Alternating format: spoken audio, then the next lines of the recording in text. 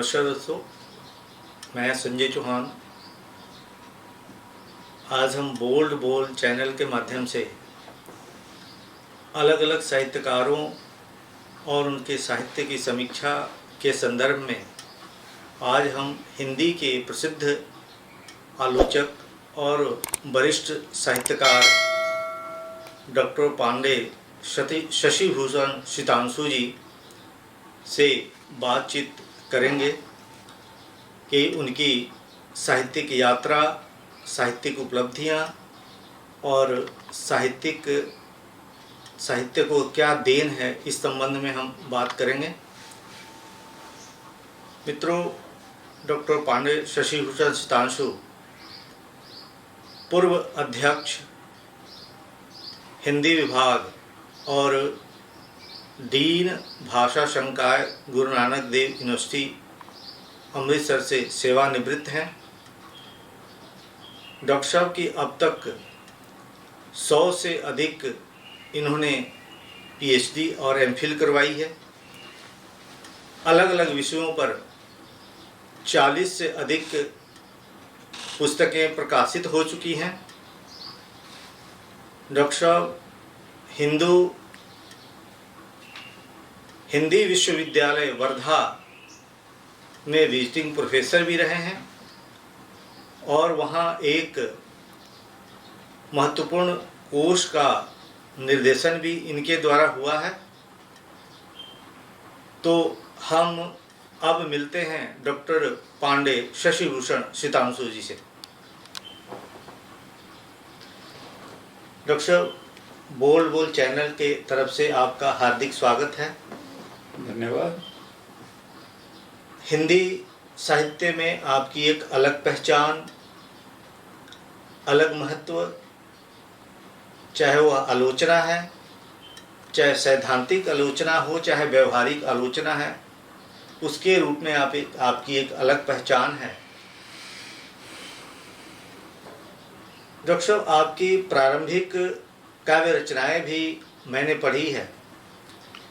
उससे लगा कि आप प्रारंभ में एक कवि के रूप में उभरे, लेकिन धीरे धीरे आप आलोचना के क्षेत्र में स्थापित होते चले गए। आपकी रुचि सर्जना की अपेक्षा आलोचना में अधिक बढ़ती गई। उसकी जो आपकी साहित्यिक यात्रा है, उसकी रचना प्रक्रिया पे कुछ बताएं।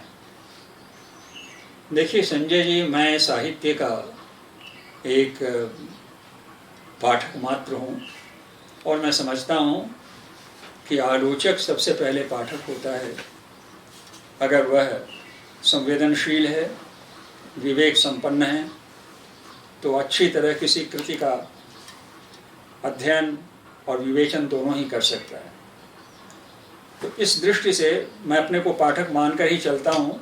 आपने ये प्रश्न उठाया है कि आरंभ में मैं कविताएं करता था, तो मैं आपसे कहूँ कि मैं कवि का संवेदनशील चित्त लेकर ही शायद जन्मा था, और वह कवि का संवेदनशील चित्त आज भी, जब मैं 80 वर्षों की अवस्था पार कर चुका हूँ, तब भी मेरे भीतर विद्यमान है। साहित्य के क्षेत्र में मैंने जो कुछ भी किया है, उसकी सक्रियता इसी को केंद्र में रखकर मैं मानता हूँ।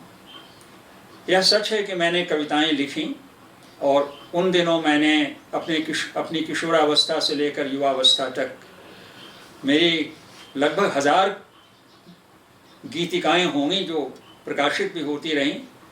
नया प्रतीक, धर्म युग, ऐसी पत्रिकाओं में प्रकाशित हुई वो कविताएं। सबसे बड़ी बात यह है कि कवि का संवेदनशील चित्त और एक पाठक का संस्कार, भावकीय संस्कार, ये दोनों परस्पर जुड़े हुए हैं। अपने कवि मानस की पहचान और दूसरे कृति लेखक के मानस की पहचान, इनका पारस्परिक संबंध है। इसी दृष्टि से शायद मेरी यात्रा निजी कविता लेखन से लेकर दूसरों के द्वारा रचे गए साहित्य के भावन अनुभावन की रही, और सहज ही मैं आलोचना की ओर उन्मुख हो गया। सर, आपकी पहली किताब आलोचना की हिंदी कहानी के विविध प्रयोग, जिसकी राष्ट्रीय स्तर पे चर्चा हुई, वरिष्ठ साहित्यकारों ने इस पर अपनी टिप्पणियां की और आपको उसके लिए प्रशंसा भी मिले। पर धीरे धीरे आप शैली वैज्ञानिक आलोचना के प्रति उन्मुख होते गए। बाद की रचनाएं मैं जब आपकी देखता हूँ आलोचना की, तो अत्याधुनिक आलोचना पर भी आप उतनी ही गहनता से काम करते हैं।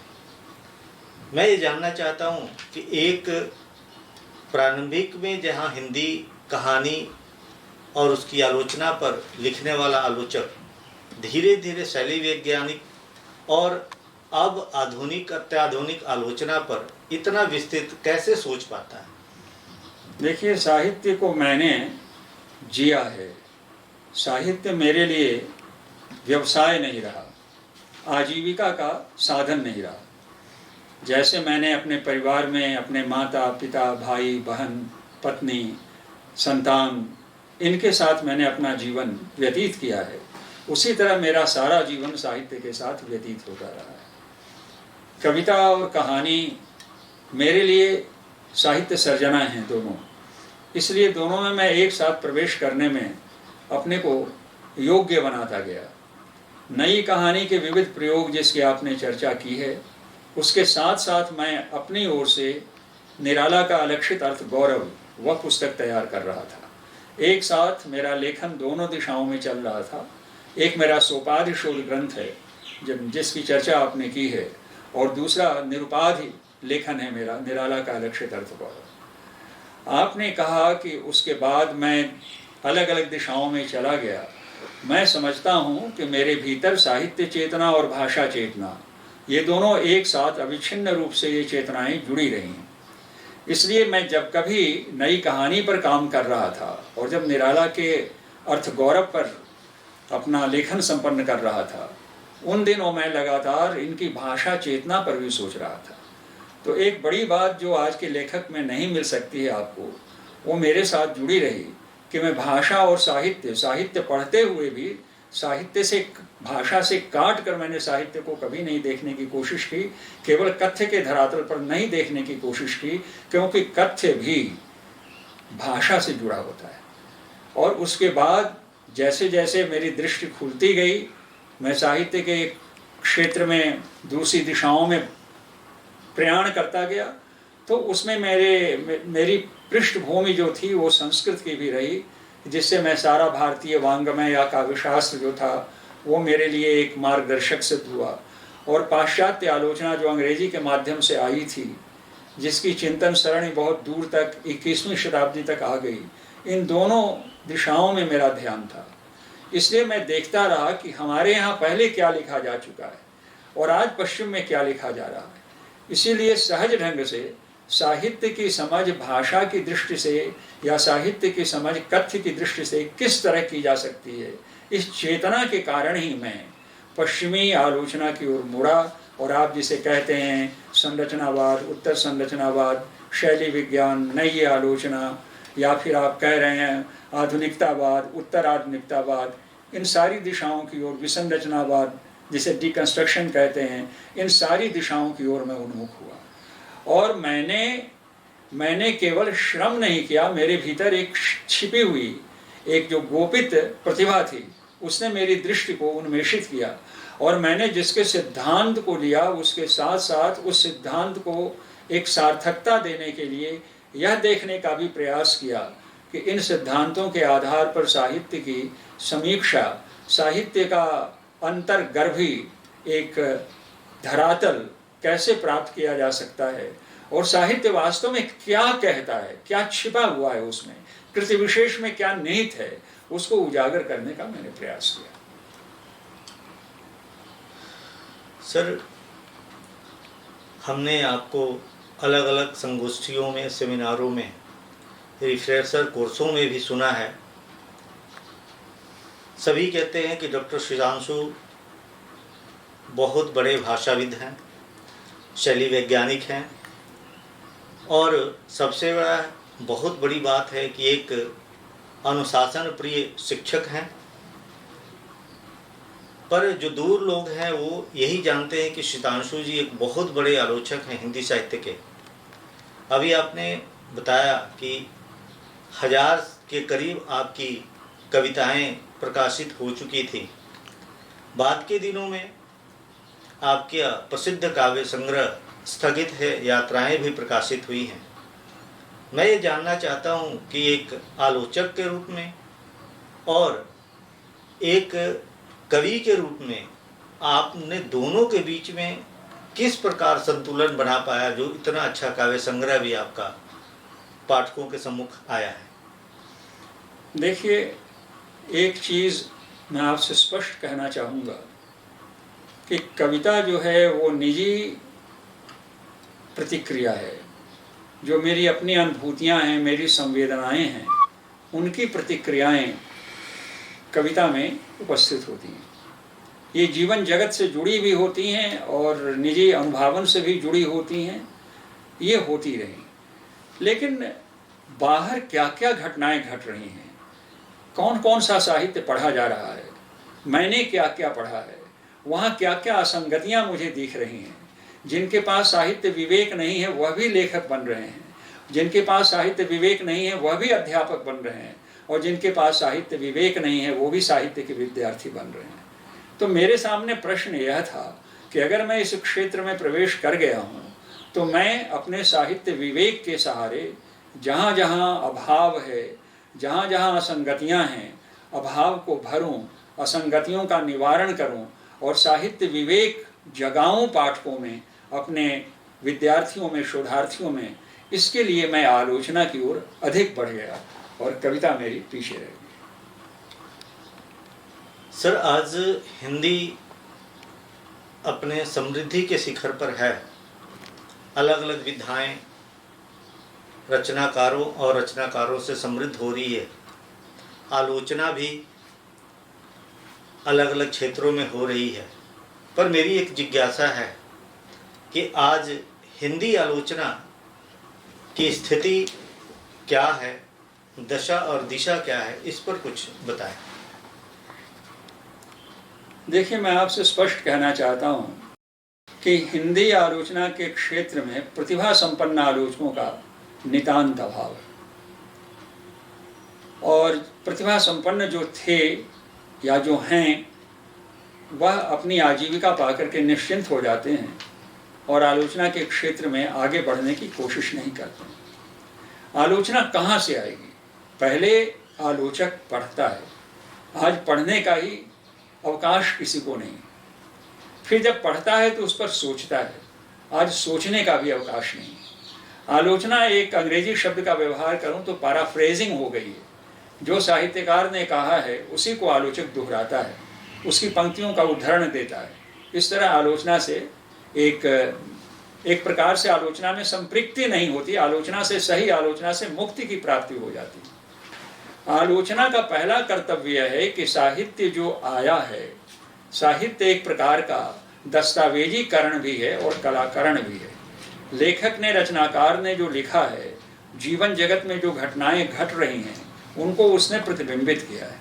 लेकिन कलाकरण के जरिए उसको इस रूप में प्रतिबिंबित किया है कि जो सामने सब कुछ कहा हुआ लगता है वही साहित्य नहीं कह रहा है, बल्कि उसके भीतर कुछ अनकहा छिपा हुआ है। उस अनकहे छिपे को उजागर करना, खोजना, तलान्वेषण करना, उसको निकालना, ये सही आलोचक का कर्तव्य होता है। तो इस दिशा में हिंदी आलोचना नहीं बढ़ रही है, इसलिए मैं दुखी हूँ। दूसरे दुखी होने का कारण यह भी है कि हिंदी की आलोचना में गतानुगतिकता बहुत रही है। वीर पूजा का भाव रहा है। आचार्य रामचंद्र शुक्ल ने लिखा, आचार्य नंद दुलारे वाजपेयी ने लिखा, आचार्य हजारी प्रसाद द्विवेदी ने लिखा, डॉक्टर नगेंद्र ने लिखा। ये बड़े बड़े नाम केवल एक आस्पद की तरह जुड़ जाते हैं और लोग इसको उद्धृत करते रहते हैं। और इनके विरुद्ध अगर कुछ कहा जाए कि इन्होंने यहाँ असंगति दिखाई है, असंगति है इनकी, ये सही स्टेटमेंट नहीं है, सही वक्तव्य नहीं है इनका, इसमें कमियां हैं, इसमें भ्रांतियां हैं, तो लोग नाराज हो उठते हैं, क्योंकि इनके प्रति वीर पूजा का उनके मन में भाव निवसित है। तो मैं ये कहना चाहूँगा कि हिंदी आलोचना में एक ऐसी दृष्टि विकसित होनी चाहिए कि जो यह भी देख सके, प्रत्यालोचनात्मक दृष्टि विकसित होनी चाहिए। हिंदी में प्रत्यालोचना नहीं है, जबकि विदेशी भाषाओं में प्रत्यालोचना काफ़ी की गई है कि हमारे पूर्वजों ने जो कुछ लिखा पढ़ा है उनमें सही क्या है और भ्रांत क्या है, उस भ्रांत का निवारण करें। बल्कि आपने कहा, मैं ये मानता हूँ कि हिंदी आलोचना विकसित हो रही है, बल्कि पश्चिम ने तो ये स्वीकार किया है कि पूरी की पूरी 20वीं शताब्दी आलोचना की ही शताब्दी है। और मैं ये मानता हूँ कि हिंदी में 20वीं शताब्दी का जो उत्तरार्ध है वो आलोचना की शताब्दी के रूप में मान्य होना चाहिए, उसे माना जाना चाहिए। और आलोचना के क्षेत्र में बहुत कुछ करणीय बाकी है। जैसा मैंने कहा कि जो रचना में छिपे हुए तथ्य हैं उनको उजागर किया जाना चाहिए, उन सत्यों को, मर्मों की पहचान की जानी चाहिए, और हमें अपने पूर्वजों की केवल प्रशंसा नहीं करनी चाहिए, उनकी असंगतियों पर भी ध्यान देना चाहिए, जिससे सही दिशा निर्देश प्राप्त हो सके। और हिंदी आलोचना में प्रत्यालोचना नहीं है, केवल रामविलास शर्मा के पास उसकी कुछ झांकी है, इसका भी विकास होना चाहिए। बिल्कुल ठीक कह रहे हैं सर, कि जैसे आपने कुछ बड़े साहित्यकारों का नाम लिया, आलोचकों का नाम लिया, यह निश्चित है कि हिंदी साहित्य के विविध विधाओं में खेमेबंदी, शिविरबंदी बरसों से चली आ रही है। लोग उस शिविर से निकलकर, उस खेमेबंदी से निकलकर कुछ स्पष्टतया लिखने के लिए तैयार नहीं हैं। आप ये मानते हैं कि इस शिविरबंदी या खेमेबंदी से हिंदी साहित्य का किसी न किसी रूप में नुकसान हुआ है? मैं ये मानता हूँ कि किसी भी तरह की खेमेबाजी प्रगति को रोकती है, और यह शिविरबंदी हिंदी आलोचना को या हिंदी में मौलिक साहित्य सर्जना को अवरुद्ध कर रही है, इतना तो मैं अवश्य कहना चाहूँगा। कोई भी साहित्य अगर हिंदी भाषा का ही आप लें तो आलोचकों के जितने वाद हैं, आलोचकों के जितने कबूतर खाने हैं, अगर एक सही कृति आती है तो उन अलग अलग शिविरों में बंधे हुए साहित्यकार जो हैं उनको भी वह कृति प्रिय लगेगी। लेकिन अगर आप उस पर एक ब्रांड चिपकाना चाहते हैं कि ये रचना इसका तरह की नहीं है, तो फिर वहीं से राजनीति शुरू हो जाती है। यानी साहित्य के क्षेत्र में किसी भी प्रकार की कोई खेमेबाजी नहीं होनी चाहिए। साहित्य को पढ़ा जाना चाहिए, और साहित्य से जो चीज़ें निकल कर आती हैं, समाज निकल कर आता है, राजनीति निकल कर आती है, अर्थतंत्र निकल कर आता है, आपको मनोविज्ञान निकल कर आता है, दर्शन निकल कर आता है, उन सब का स्वागत किया जाना चाहिए। लेकिन एक छाप मार करके आप साहित्य की पहचान बनाने की चेष्टा करें, ऐसा नहीं होना चाहिए। मैं ये मानता हूँ कि शुद्ध साहित्य सर्जना होनी चाहिए, शुद्ध साहित्यालोचन की दृष्टि से उस पर विचार किया जाना चाहिए। बल्कि अगर अलग अलग प्रतिमान हैं, वाद आधारित प्रतिमान हैं, तो उन वाद आधारित प्रतिमानों को सामने रखते हुए, उस पर कसते हुए, उसी निकष पर कसते हुए यह देखने की कोशिश की जानी चाहिए कि आखिर कोई खास कृति अपने भीतर क्या छुपाई हुई है और कैसे उसको हम उद्घाटित कर सकते हैं। सर, मैं एक पंजाब के संदर्भ में कुछ जानना चाहता हूँ। पंजाब की हिंदी आलोचना की परंपरा बहुत समृद्ध रही है, चाहे इन्नत मदान हो, रमेश कुंतल मेघ, उसी परंपरा में आप भी आते हैं। मैं जानना ये चाहता हूँ कि जो एक परंपरा, समृद्ध परंपरा हिंदी आलोचना पंजाब की रही, क्या पंजाब की वह हिंदी आलोचना अभी भी उस स्थिति में है या उसका ह्रास हुआ है? इस पर आप क्या सोचते हैं? देखिए, पंजाब में दो प्रकार की आलोचना आरंभ से ही रही। एक आलोचना रही गुरुमुखी लिपि में लिखे हुए साहित्य को केंद्र बनाकर उसका मूल्यांकन करने की। इस आलोचना की दृष्टि से गोविंदनाथ राजगुरु या मनमोहन सहगल या फिर ऐसे आप मान लीजिए गुरु गोविंद सिंह को भी मैं ले लेता हूँ, गुरु गोविंद सिंह के ऊपर जिन्होंने लिखा है उनको ही मैं ले लेता हूँ। ये महीप सिंह जिन्होंने गुरु गोविंद सिंह को ही केंद्र में रख करके अपनी आलोचना की। डॉक्टर हरभजन सिंह को मैं ले लेता हूँ, जिन्होंने सारी गुरुमुखी लिपि में लिखे गए साहित्य के विकास को दर्शाया। और ये लोग दिल्ली में रह रहे थे और वहाँ पंजाब केंद्रित आलोचना कर रहे थे। तो एक प्रकार की आलोचना इस दिशा की ओर उन्मुख होती है। जय भगवान गोयल इसमें लिख रहे थे। दूसरी दिशा है जिसके शिखर पुरुष के रूप में आपने इंद्रनाथ मदान का नाम लिया। ये एक मध्यकालीन आलोचना की दिशा जो गुरुमुखी पर आश्रित थी उसकी ओर मैंने आपका ध्यान केंद्रित किया। और दूसरी दिशा है जो आधुनिकतावादी दिशा थी, यानी पूरा आधुनिकीकरण को सामने रखते हुए, पूरे आधुनिकीकरण को सामने रखते हुए इंद्रनाथ मदान ने अपनी आलोचना लिखी। उनके आलोचना का जो निकष है वो आधुनिकता है। तो इंद्रनाथ मदान की अपनी एक पहचान हुई। उन्होंने सैद्धांतिक रूप में बातें कम की, लेकिन आधुनिकता को सामने रखते हुए वो मूल्य है या प्रक्रिया है, इस पर पहले प्रश्न और उत्तर दोनों उठाए, उन्होंने प्रश्नोत्तर दिए। और उसके बाद फिर उन्होंने कहानी, जितनी विधाएं, 5 प्रमुख विधाएं हैं, उनमें से 4 विधाओं को लेकर के उन्होंने आधुनिकता पर उनका मूल्यांकन किया। उसी सिलसिले में आपने अभी रमेश कुंतल मेघ का नाम लिया, तो रमेश कुंतल मेघ का भी आधार वही था, आधुनिकता, आधुनिकतावाद और आधुनिकीकरण, इसको लेकर उन्होंने काम किया। यद्यपि वह एक वाद से जुड़े हुए थे, मार्क्सवाद से जुड़े हुए थे, फिर भी उनकी आलोचना और उनका आलोचन कर्म, ये दोनों ही जो हैं आधुनिकता से जुड़े हुए हैं। अब आप कहते हैं कि इस दिशा में कोई ह्रास हुआ है कि नहीं। मैं ये कहना चाहूँगा कि इस दिशा में विकास नहीं हुआ है। ह्रास की बात मैं नहीं करता, क्योंकि ह्रास तो वहाँ होता है जहाँ विकास अपने चरम पर पहुँच जाता है, तो वहाँ से ह्रास शुरू होता है।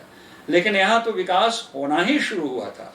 अगर हम अब प्रारंभ मानते हैं इंद्रनाथ मदान से, तो मेघ जी उसके विकास के बीच के एक श्रृंग है। तो विकास तो और होना था, विकास ही नहीं हो पाया। ह्रास की बात मैं नहीं करूँगा, मैं ये कहूँगा कि विकास अवरुद्ध हो गया। विकास अवरुद्ध है हिंदी आलोचना का। गुरुमुखी लिपि के क्षेत्र में भी विकास, उसके साहित्य के क्षेत्र में ही विकास नहीं हुआ। बाद में जिन लोगों ने लिखा, उन्होंने एक दूसरे की सामग्री की चोरी की, एक दूसरे की नकल की और अपनी ओर से कहने की एक कोई नई बात तक सामने नहीं रखी। मैंने यह महसूस किया था कि गुरुमुखी लिपि में लिखा गया जो साहित्य है हिंदी का, वो केवल गुरुमुखी लिपि की हिंदी को देन नहीं है, बल्कि हिंदी को भी गुरुमुखी लिपि की देन है। क्योंकि गुरुमुखी लिपि में साहित्य नहीं था। उस समय जो साहित्य की भाषा थी वो फारसी थी, पंजाबी भाषा नहीं थी, और देवनागरी थी, मतलब हिंदी भाषा थी। तो उस समय इस दृष्टि से देखने की ज़रूरत है कि हिंदी की ढेर सारी पुस्तकों के अनुवाद गुरु गोविंद सिंह ने करवाए थे अपने दरबारी कवियों से। यानी गुरुमुखी लिपि को समृद्ध करने के लिए उनके पास निजी साहित्य लेखन नहीं था। हिंदी के जो या संस्कृत के जो प्राचीन साहित्य थे, उनका सारा वांग्मय गुरुमुखी लिपि को समृद्ध करने के लिए अनुदित किया गया। इस दृष्टि से भी इसको देखा जाना चाहिए था, और इस दृष्टि से इस पर पुस्तकें लिखी जानी चाहिए थी। जो क्षेत्र नितांत अब तक खाली पड़ा हुआ है, इस दिशा में काम किया जाना चाहिए। और फिर इधर जो आपने आधुनिकता के आगे बहुत सारी चीज़ें चली आई, आधुनिकतावाद, आधुनिकीकरण, और उसके बाद उत्तर आधुनिकतावाद और संरचनावाद और उत्तर संरचनावाद, और फिर नई आलोचना के कुछ आग्रह मिल जाते हैं इंद्रनाथ मदान में, और फिर देरिदा का आना, ये सारा कुछ सामने है। और इस पर पंजाब में हिंदी आलोचना में मैं समझता हूँ मेरे अतिरिक्त और किसी ने कुछ नहीं कहा। बिल्कुल ठीक कह रहे हैं सर। मैं एक आपसे व्यक्तिगत जिज्ञासा है आपसे जानने की कि आजकल के साहित्यकार और साहित्यकार बंधुओं में बाहर जाने की बड़ी ललक है, विदेशों में।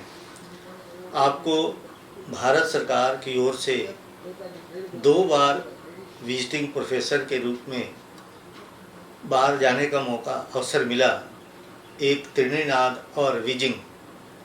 पर आपने दोनों निमंत्रण को अस्वीकार किया।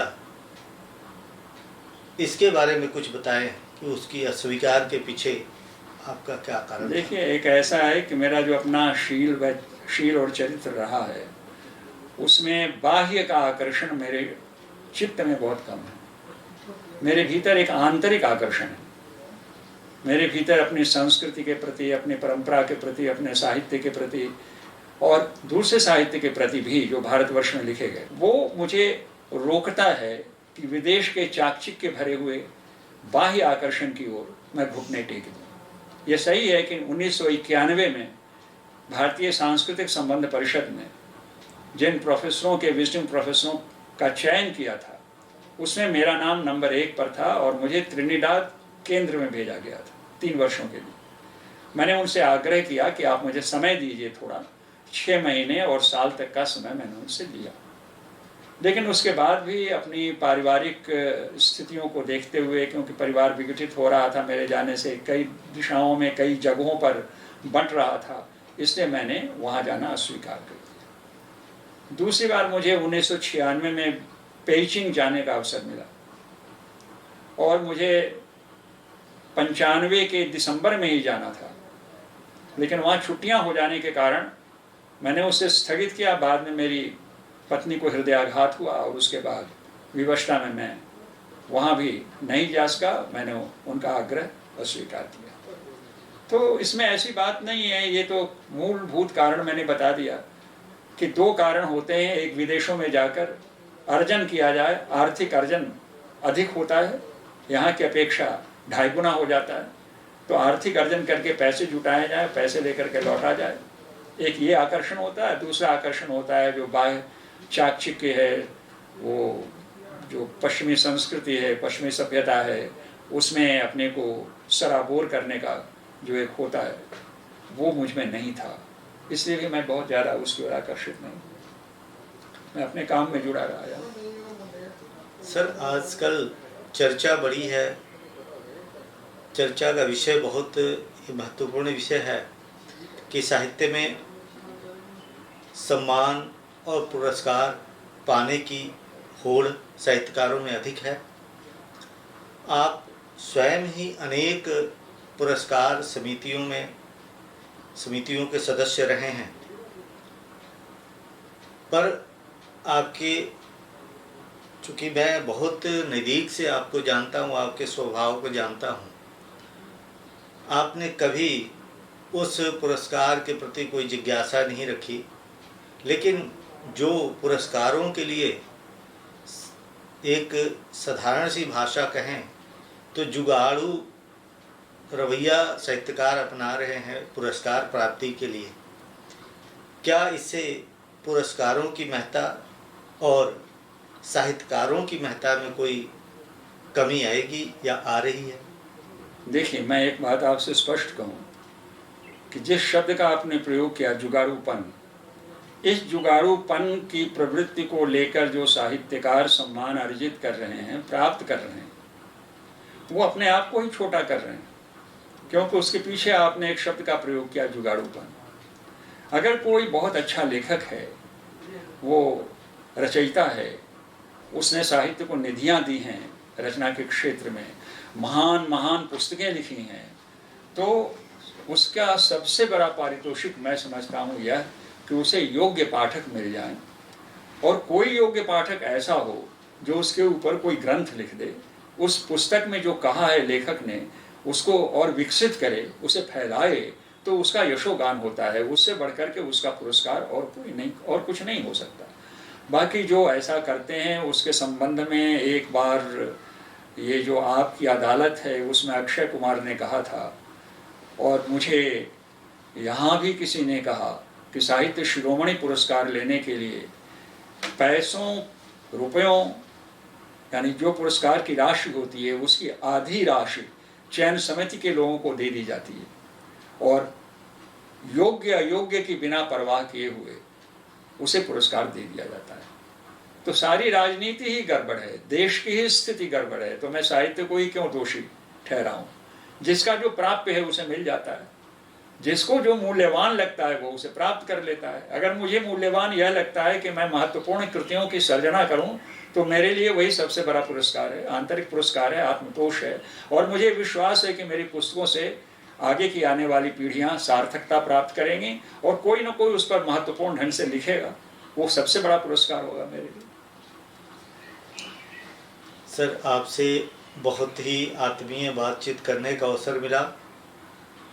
मैं अपनी ओर से और बोल्ड बोल परिवार की ओर से आपका बहुत बहुत धन्यवाद करता हूँ। धन्यवाद सर। मैं भी इस चैनल का धन्यवाद ज्ञापन करता हूँ और आपके प्रति आभार व्यक्त करता हूँ कि आपने मेरे माध्यम से श्रोताओं को और दर्शकों को साहित्य संबंधी इतनी बातें सुनने का अवसर प्रदान किया। धन्यवाद सर।